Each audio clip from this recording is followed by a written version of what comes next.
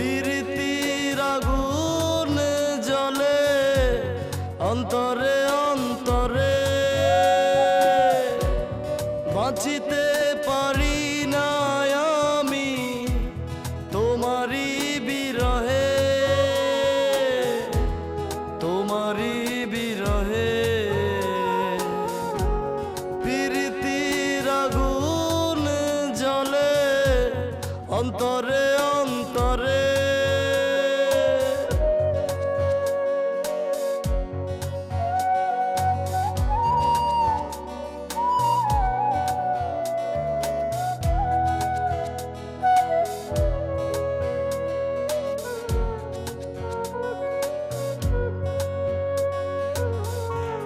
তুমি আশা ভালোবাসা, তুমি যে অনেক কাঠি,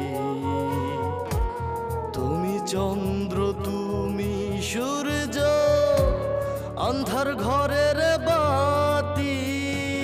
তুমি আমাকে নতুন করে নিয়ম শেখাবে? আমাদের বংশের নিয়ম? আমাদের এখানে মেয়েদেরকে ছোটবেলা থেকে নিয়ম কানুন শেখানো হয়, আদব কায়দা শেখানো হয়, আর বাইরে থেকে যারা আসে তাদেরকে আমরা সেই নিয়ম কানুন সেই আদব কায়দায় উপহার দিয়ে দেয়। মা চুপ করো, কোথায় যাচ্ছ? ওখানেই তো গেছি, আমি গিয়ে দেখছি। কি আর কি হবে, ও তো প্রমাণ করে দিয়ে গেল যে না ওর ও মাকে ভালোবাসে, না ওর ভাইয়ের সম্মানের তোয়াক্কা করে। ও শুধু ভালোবাসা আছে ওই হারামজাদাটার জন্য। ও নিজের খুশিটাই দেখলো, শুধু আমাদের মান সম্মানটা দেখলো না। বেহায়া নির্লজ্জ মেয়ে কোথাকার। চলো আমরা কোথাও পালিয়ে যাই। পালিয়ে তোমার মন ভরেনি না? প্রথমে তুমি তোমার বাড়ি থেকে পালিয়ে গেলে, তারপর এখন আমাকে বলছো আমার বাড়ি থেকে আমাকে পালাতে।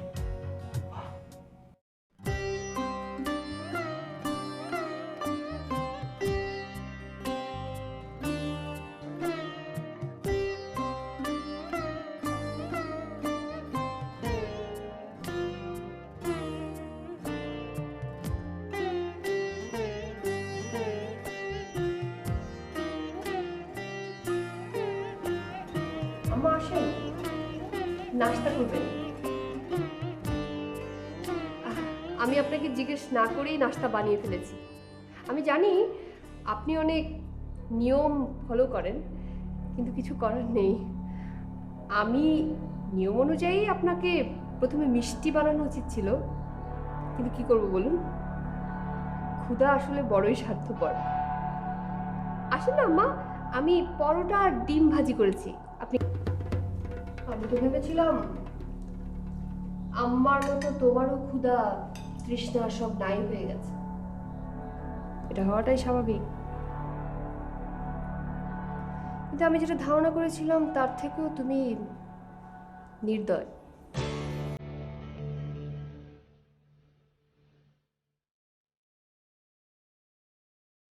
পাষাণ।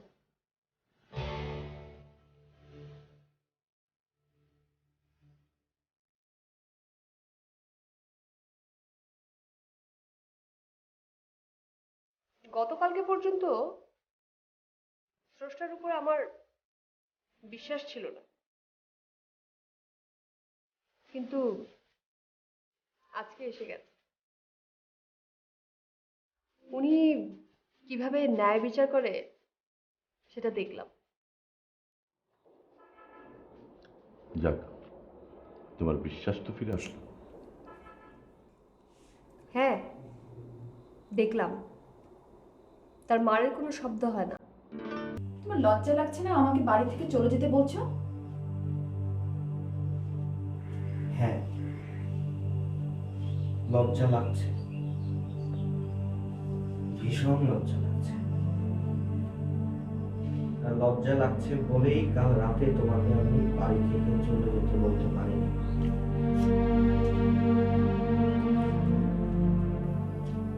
যদি নির্লজ্জের মতো কালকে তোমাকে বাড়ি থেকে চলে যেতে বলতে পারতাম,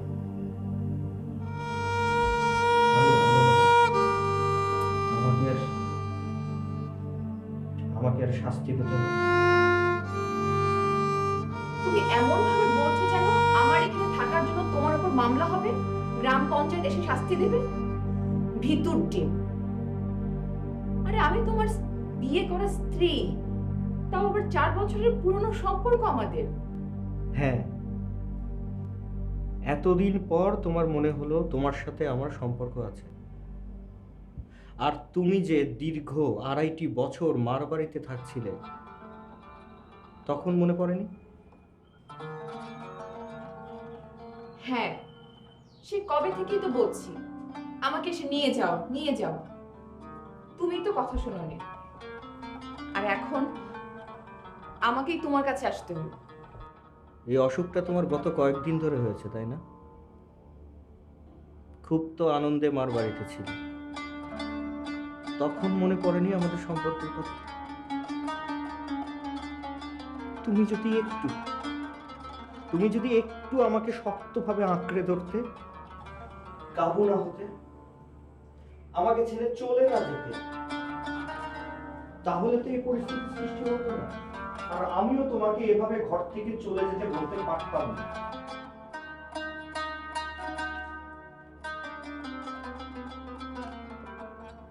আমি জানি নাদিম, ওই সময় আমার রাগ আমাকে অন্ধ করে দিয়েছিল। বাপের বাড়ির সম্মান রক্ষা করা, মা ও ভাইয়ের মান রক্ষা করা, এটাই জানতাম শুধু।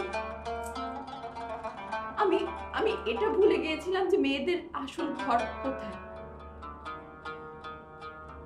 এখন বুঝতে পারছি, ওরা আসলে আমাকে একটা পুতুল হিসেবে সাজিয়ে রেখে দিয়েছিল।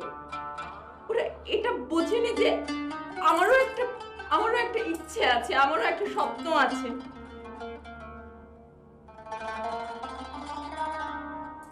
না নাদিম, আমি আর ফিরে যাব না। মার মিথ্যে অহংকারের জন্য আমি আর আমাদের সম্পর্কটা নষ্ট করব না।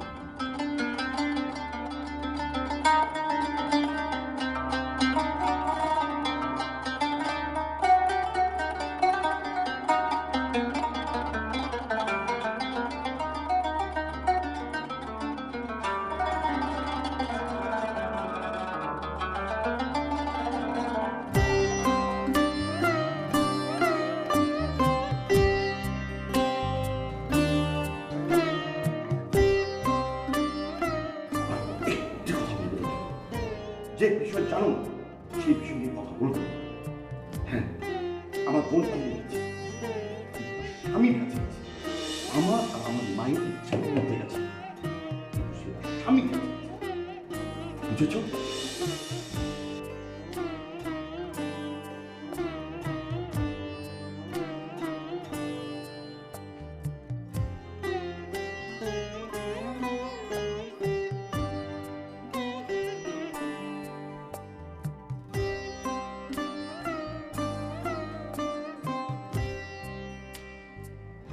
নতুন বউ আচ্ছা, আমাকে তুমি নতুন বউ বলে রাখো কেন? আমার আগে কি পুরাতন বউ কেউ ছিল এখানে?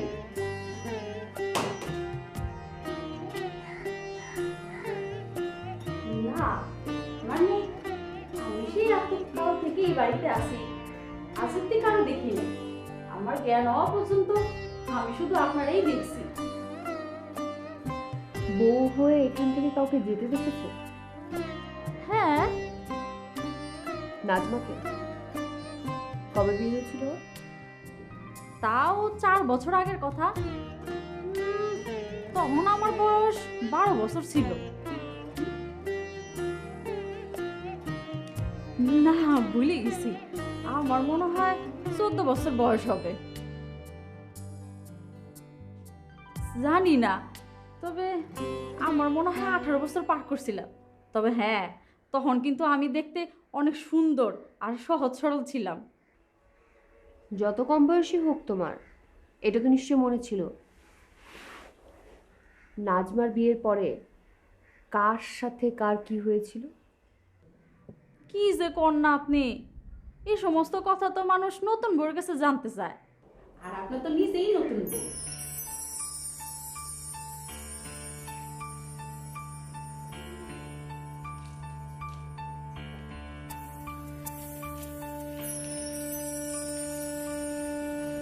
আর হইব, সারাসারি হয়ে গেল। বিয়ে তো তাদের নিজেদের পছন্দ হয়েছিল, আম্মাজানের পছন্দের না, কিন্তু তাদের খুব ভালো মানাইছিল।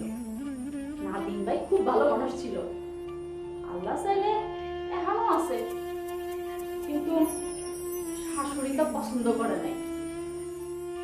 কারণ দোষ তো নাদিম ভাইয়ের ছিল না, তাহলে আম্মা জানি তো নাদিম ভাইকে কদর করতো না।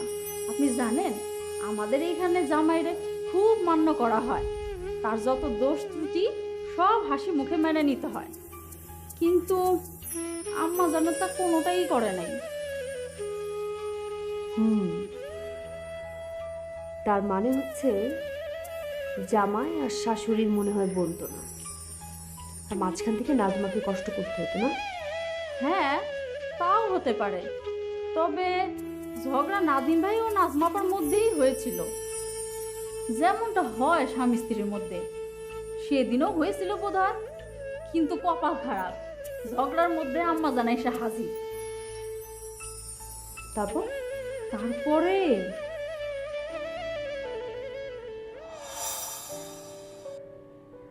কি জন্য থাকতে পারবে না? আমিও তো থাকি তোমার বাড়িতে। ওটা আমার বাড়ি, তোমার বাড়ি না, তাই না? তোমার আর তোমার মার বাড়ি ওটা। এটাও তো তোমার মার বাড়ি, তোমার বাড়ি না? 2.5 বছর থেকে আমি আছি তোমার মার বাড়িতে, আর 1 সপ্তাহ তুমি আমার মার বাড়িতে থাকতে পারবে না, না?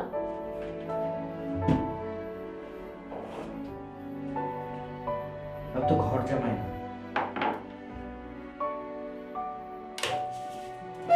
1 সপ্তাহ এখানে থাকলে ঘর জামাই হয়ে যাবে না নারী।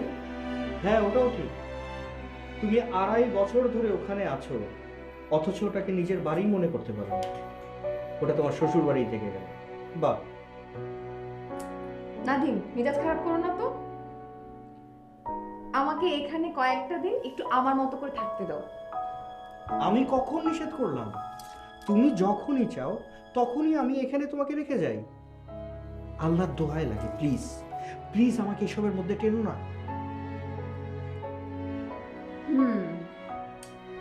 তুমি তো আমার ভালোবাসা, তাই যখন এখানে আসি আমি চাই তুমিও আমার সাথে আসো।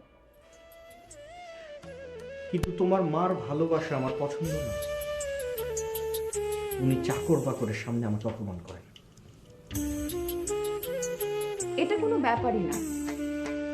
তোমার মা আমাকে অনেক মন্দ কথা শোনায়, কই তখন তো তুমি কিছু বলো না। এটা বলো যে শাশুড়ি না ভেবে মা মনে করো উনি মানুষটা খারাপ। তাহলে আমার মাকে মা মনে করো, উনিও তো আপন মনে করে একটু বকাঝকাই করেন, আর কিছু না। চুপ করো নাজমা। কেন বারবার সব কথার মধ্যে আমার মাকে কেন টেনে আনছো তুমি? তোমার মার সঙ্গে আমার মার তুলনা? আমার মা তার জামাইদের যথেষ্ট সম্মান করেন, মাথায় তুলে রাখেন। কেনই বা করবে না? তোমার বোনদেরকে সহ্য করছে, এটাই বা পাপ কিসে? তোমাদের তো উচিত তোমার বোন জামাইদের পা ধুয়ে পানি খাওয়া। আচ্ছা, তোমার বোনদের মতো আমি এমন কি দোষ করেছি যে আমার মা তোমার সামনে নিচু হবে? আমার বোনদের দোষ আছে। হ্যাঁ, থাকতে পারে, তা না হলে এত নাদিম,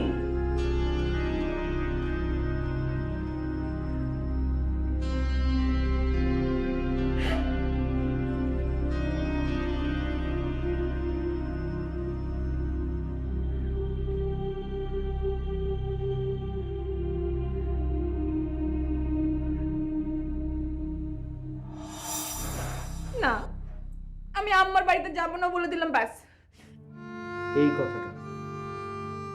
এই কথাটা যদি তুমি সেদিন বলতে যে আমি মার বাড়িতে থাকবো না, বাস আর কিছুই লাগতো না।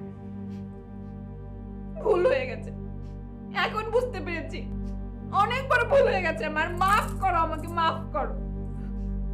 আমাজন, আপনি এটা করতে পারেন না। আমি আপনার জামাই সেবা বউ।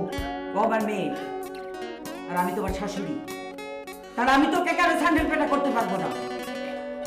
আমার মেয়ের গায়ে তুমি হাত তুলেছ, আমি তোকে পেটাতে পেটাতে তোর মায়ের কোলে ফিরিয়ে দিয়ে আসবো। তোমার বোন এই বাড়ি ছেড়ে চলে গেছে, তাকে খুঁজে পাওয়া যাচ্ছে না।